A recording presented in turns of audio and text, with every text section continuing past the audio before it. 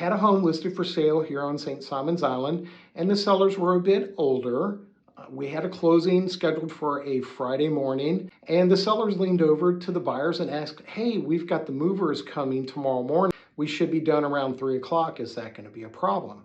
Well, the buyers, thinking everything was good, said, "Sure, that's not going to be a problem." And at that point, I looked at the buyer's agent thinking they were going to say something, but they didn't. And I kept my mouth shut. The next morning, the wife looks at the husband and says, "Hey, what time are the movers going to be here?" And the husband says, "I don't know. What time are the movers going to be here?" Big problem. Each one had thought the other one had contacted the moving company when nobody had.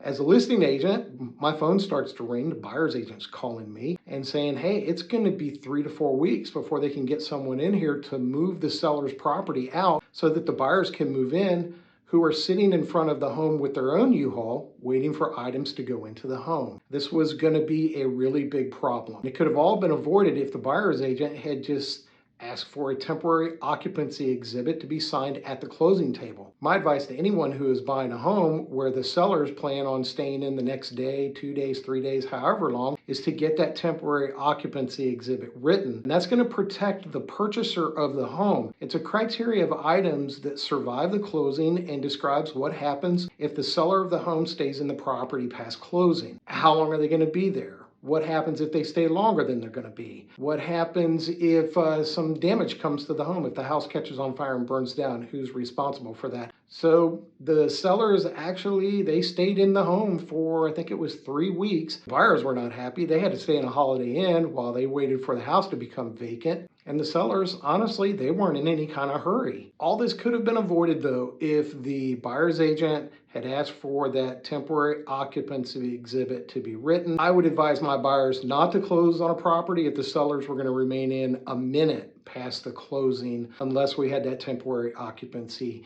document signed.